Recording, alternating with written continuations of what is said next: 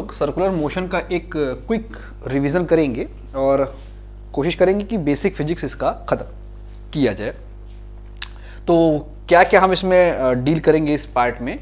तो देखिए, सबसे पहली बात तो सर्कुलर मोशन का एक बेसिक आइडिया लेंगे।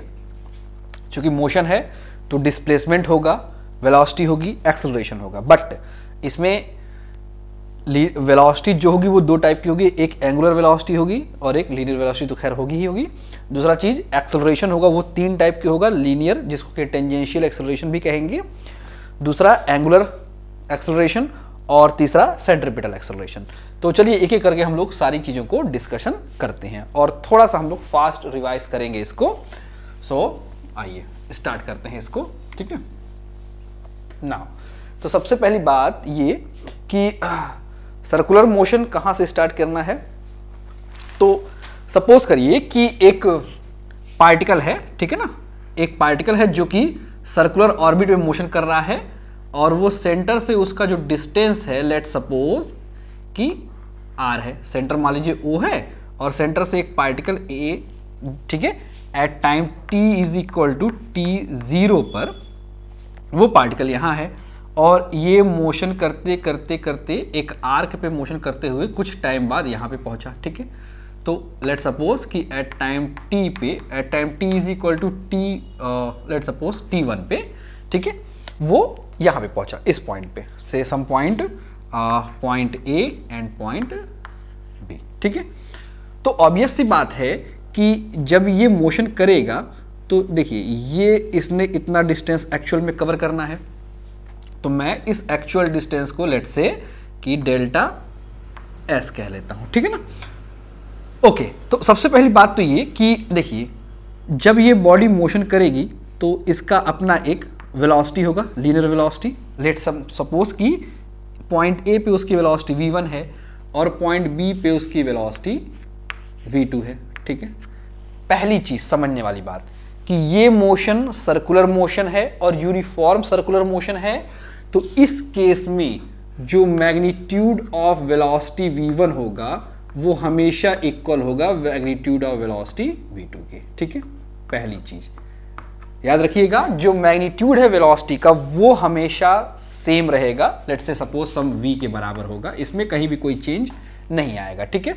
बस चूंकि ये इसका जो डायरेक्शन है वो कॉन्टिन्यूसली चेंज हो रहा है, इस वजह से हम ये कहते हैं कि इसकी जो वेलोसिटी है वो चेंज हो रही होती है, ठीक है।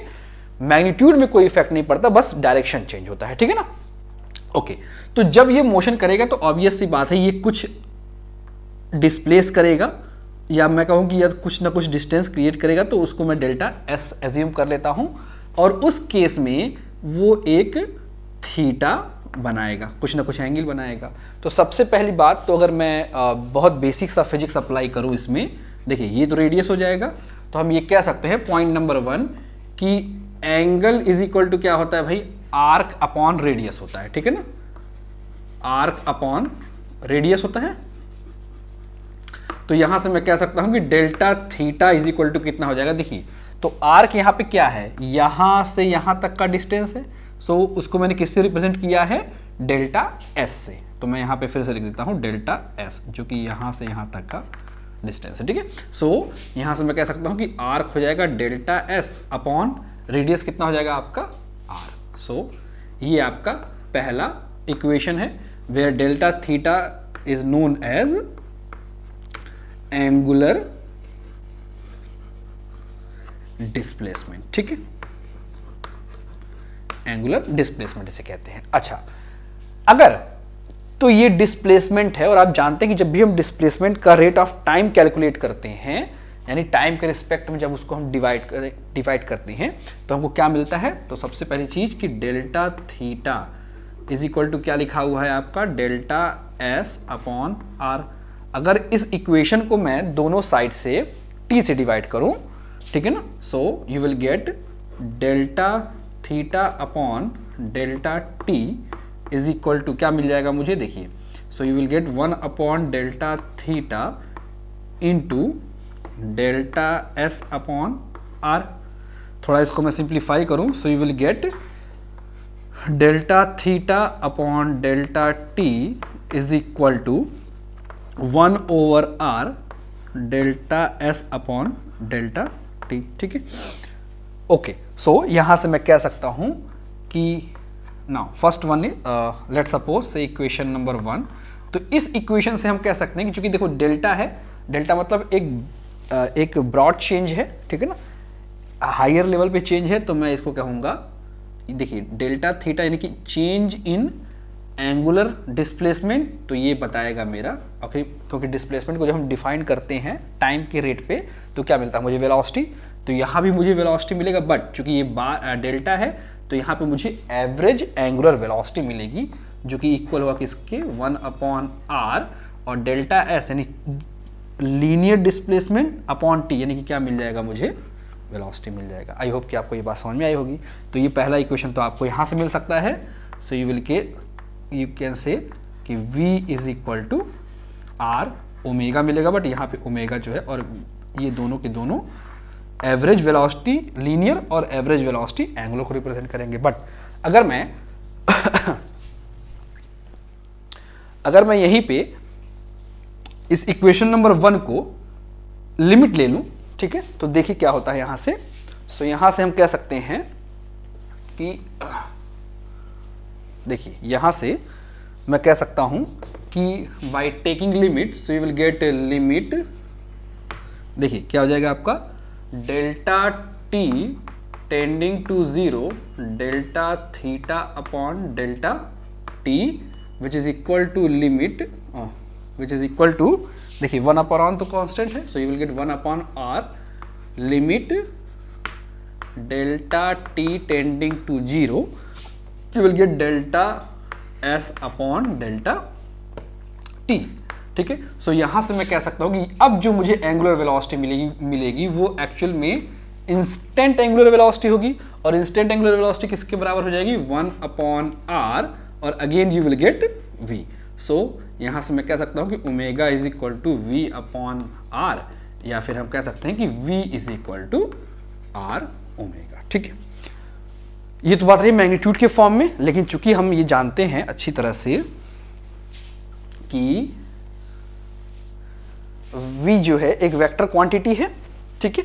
तो v अगर एक वेक्टर क्वांटिटी है तो बाय फिजिक्स हम कह सकते हैं कि ये हो जाएगा r vector cross omega vector, क्योंकि आप जानते हैं कि दो वेक्टर का क्रॉस प्रोडक्ट जो है वही एक वेक्टर क्वांटिटी को देता है, ठीक है। सो आई होप कि आपको ये इतनी छोटी सी बात आपको समझ में आई होगी।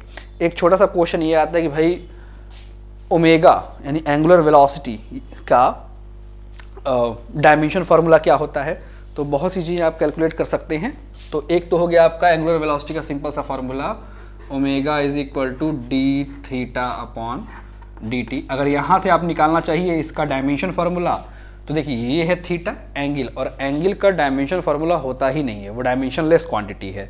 तो यहाँ से हम कह सकते हैं कि ओमेगा का जो डायमेंशन फार्मूला होगा वो कितना हो जाएगा, केवल ओमेगा इज इक्वल टू, चूँकि केवल और केवल टाइम ही है इसमें, तो ये हो जाएगा आपका m0 L0 t to the power -1, ठीक है। आई होप कि आपको छोटी सी बात समझ में आ रही होगी। खैर ये तो बात रही इतनी। अच्छा यूनिट क्या होगा, तो यूनिट ऑफ एंगुलर वेलोसिटी क्या होता है, रेडियन पर सेकेंड, ठीक है ना। लीनियर वेलोसिटी का क्या होता है, मीटर पर सेकेंड, लेकिन एंगुलर वेलोसिटी का क्या हो गया आपका, रेडियन पर सेकेंड। तो ये दोनों बातें आप याद रखिएगा।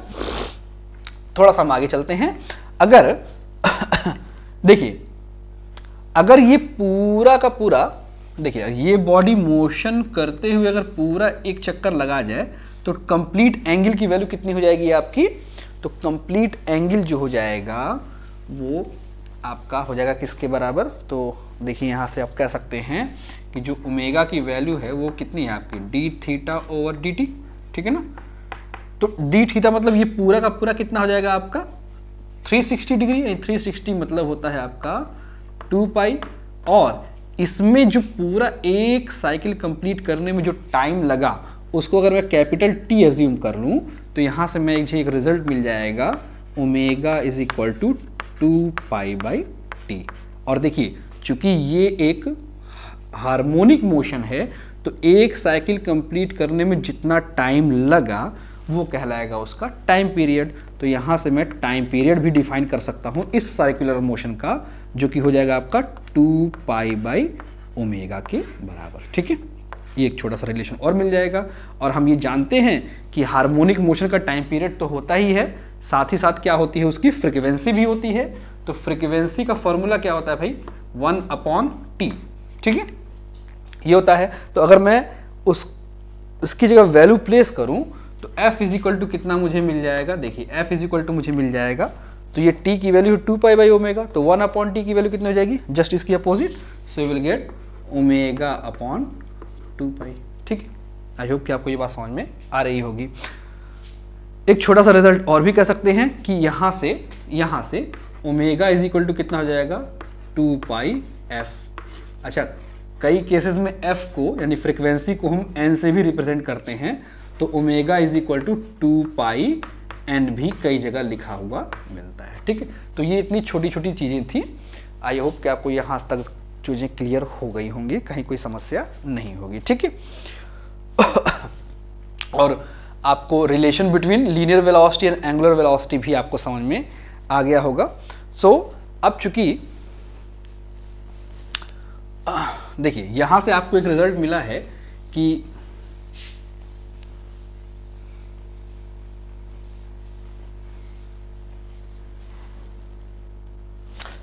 v इज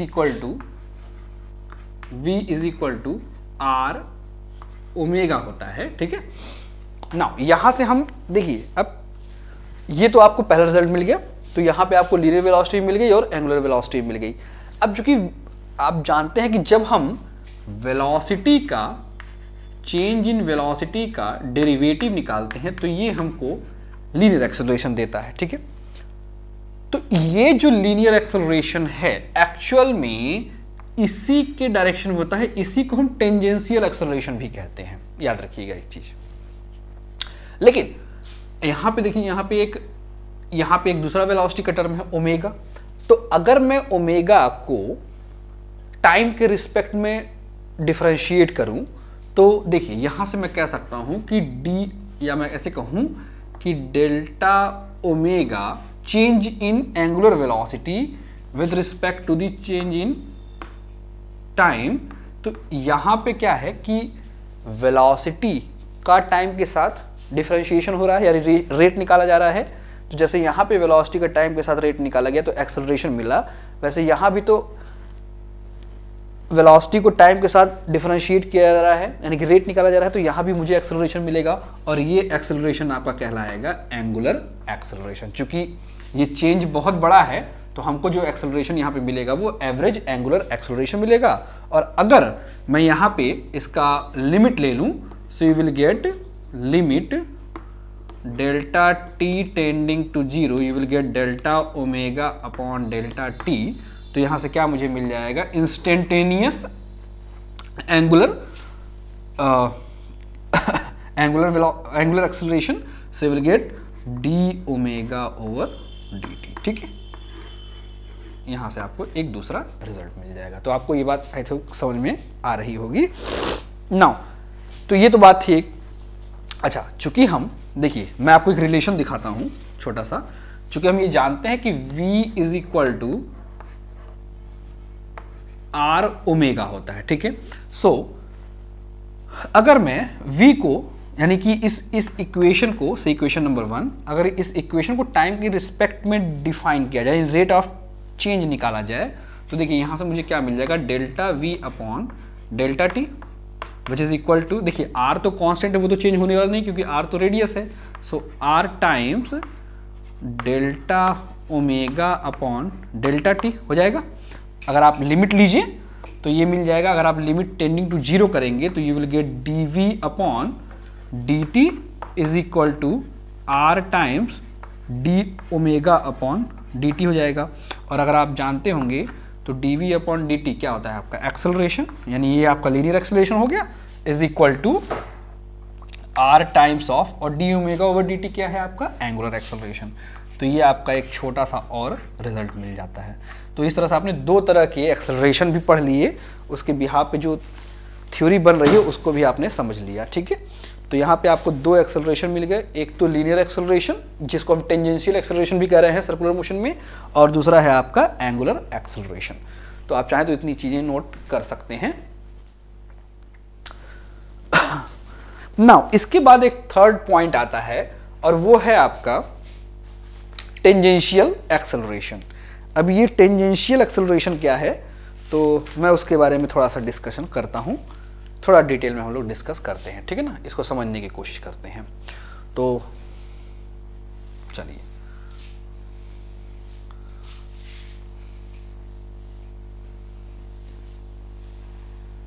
ओके, तो सबसे पहली चीज कि अब हम बात करते हैं सेंट्रीपिटल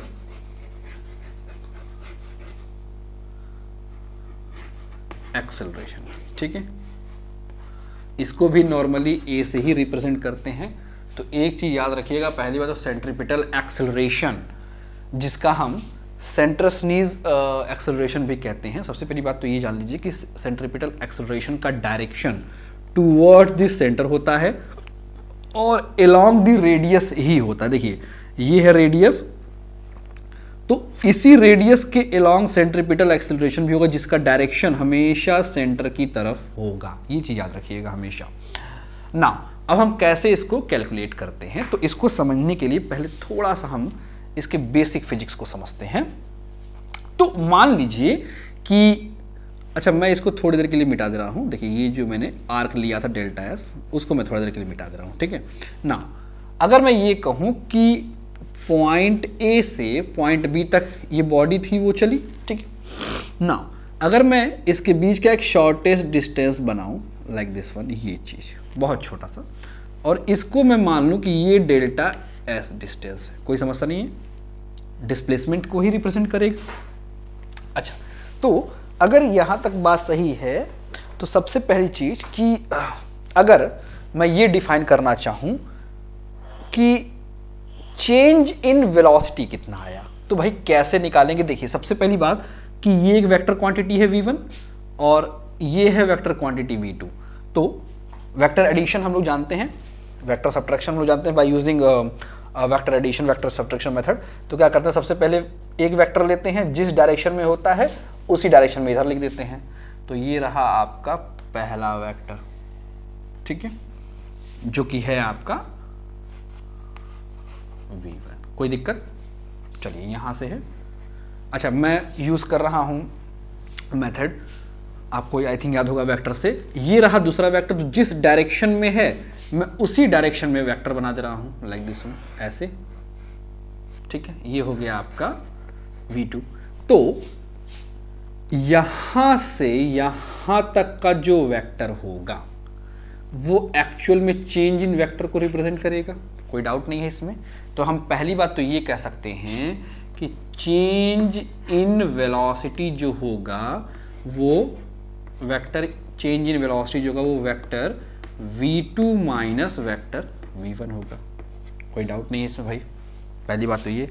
अच्छा, सबसे बड़ी बात कि जो मैग्नीट्यूड के बारे में मैंने स्टार्टिंग में बताया था, चूंकि ये यूनिफॉर्म सर्कुलर मोशन है तो इसको हम पॉइंट नंबर 1 मान लेते हैं।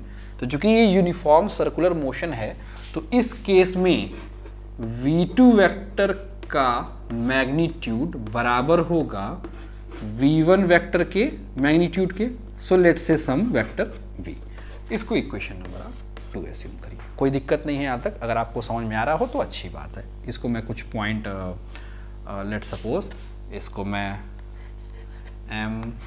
m,n,p मान ले रहा हूँ, ठीक है, कोई प्रॉब्लम नहीं है, और इसको पॉइंट a b c मान ले रहा हूँ। तो यहाँ तक आप चीज़ों को समझिए, फिर मुझे बताइए।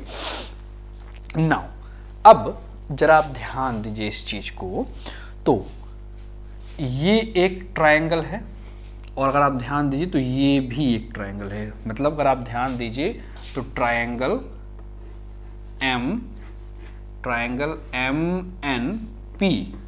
MNP, ठीक है, और कौन सा ट्रायंगल OAB, तो ट्रायंगल OAB अगर आप ध्यान से देखिए तो दोनों के दोनों सिमिलर है, यानी कि दोनों के दोनों सिमिलर ट्रायंगल हैं।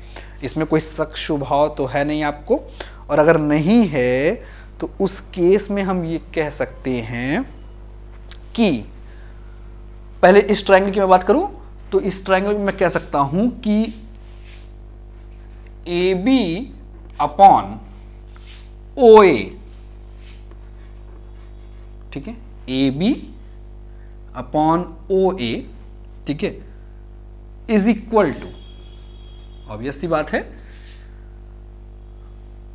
देखिए इस ट्रायंगल का मैंने लिया ये चीज और ये चीज, इसका रेशियो, अगर ये और ये ट्रायंगल दोनों एक दूसरे के सिमिलर हैं तो हम कह सकते हैं कि NP अपॉन MN का रेशियो आपस में बराबर होगा।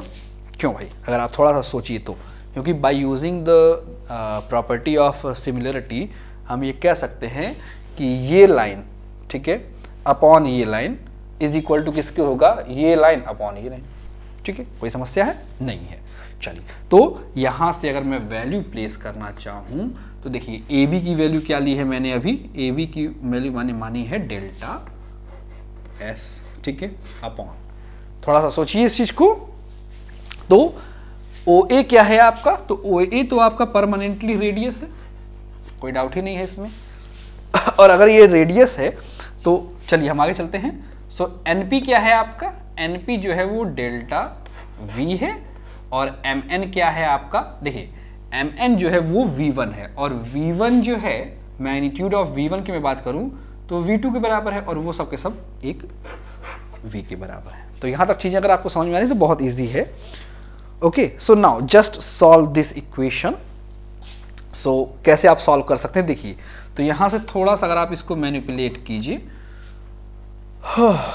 सो यहां से क्या मिल जाएगा आपको देखिए यहां से आप ये कह सकते हैं कि V upon R into delta S is equal to delta V। क्यों भाई, कोई समस्या नहीं होनी चाहिए। और अगर मैं इस इक्वेशन को टाइम के रिस्पेक्ट में डिवाइड कर दूं, ठीक है ना, यानी रेट ऑफ टाइम अगर मैं निकालूं तो यहां से मुझे क्या मिल जाएगा, देखिए यहां से मुझे मिल जाएगा V upon R into delta S upon delta T से यहां डिवाइड किया तो यहां भी मुझे डेल्टा T से डिवाइड करना पड़ेगा, तो V अपॉन डेल्टा T। कोई समस्या नहीं होनी चाहिए, होनी भी नहीं चाहिए। और अगर मैं इसको थोड़ा सा और डिफाइन कर दूं तो यहां से हम ये कह सकते हैं कि, चलिए मैं यहीं से मिटा देता हूं इसको, तो यहां से थोड़ा सा और डिफाइन किया जाए तो देखिए अगर मैं इसका लिमिट 0 ले लूं so will get V upon R limit delta T tending to 0, so will get delta S upon delta T is equal to क्या हो जाएगा मेरा, limit delta T tending to 0 delta V upon delta T। So यहां से मुझे मिल जाएगा V upon R, देखिए ये है आपका ds अपॉन dt, कन्वर्ट हो जाएगा आपका, देखिए अगर आप मुझे सोच बताइए तो change in displacement upon change in time, तो ये हो जाएगा आपका ds upon dt is equal to, ये हो जाएगा आपका dv ओवर dt। नाउ अब तो आपको शायद थोड़ा थोड़ा जाना पहचाना लग रहा होगा, तो आप यहाँ से कह सकते हैं ये हो जाएगा आपका v अपॉन r, और ये है change in displacement upon time यानी कि वेलोसिटी इज इक्वल टू, और ये है change in velocity upon change in time यानी कि ये बन जाएगा आपका एक्सेलरेशन। सो यहाँ से अगर मैं थोड़ा सा और डिफाइन करूँ, सो v और v will get v square upon r which is equal to a। तो यहाँ से ये जो a मिला है एक्चुअल में इस a को हम बोलते हैं सेंट्रीपिटल एक्सेलरेशन, और सेंट्रीपिटल एक्सेलरेशन हमेशा सेंटर के तरफ ही उसका डायरेक्शन होता है। ये जो है एक्सेलरेशन, ये सेंट्रीपिटल एक्सेलरेशन है। जो इस डायरेक्शन में एक्सेलरेशन होता है वो लीनियर एक्सेलरेशन है, या उसको हम टेंजेंशियल एक्सेलरेशन कहते हैं, ठीक है। और जो एंगल के एंगुलर वेलोसिटी की वजह से जो मुझे मिलता है वो हमारा एंगुलर एक्सेलरेशन, जिसको हम अल्फा से रिप्रेजेंट करते हैं, ठीक है। तो यहाँ से मुझे मिल गया v स्क्वायर अपॉन r। तो यहाँ से थोड़ा सा मैं सिंप्लीफाई करूँ, सो देखिए यहाँ से क्या मुझे मिल जाएगा v, चूंकि देखिए since v is equal to क्या होता है आपका r ओमेगा, तो इस वैल्यू को मैं क्या कर सकता हूँ, so you will get r square omega square upon r is equal to a, ये आर कैंसिल कर देगा, so you will get r omega square is equal to a. तो ये आपका रिजल्ट मिल गया, ठीक है। तो ये है आपका सेंट्रीपिटल एक्सेलरेशन, ठीक है। आई होप कि आपको यहाँ तक की चीज़ें बिल्कुल क्लियर हो गई होंगी। कहीं कोई डाउट हो तो मुझसे पूछिए, मैं फिर से आपको बताऊंगा। और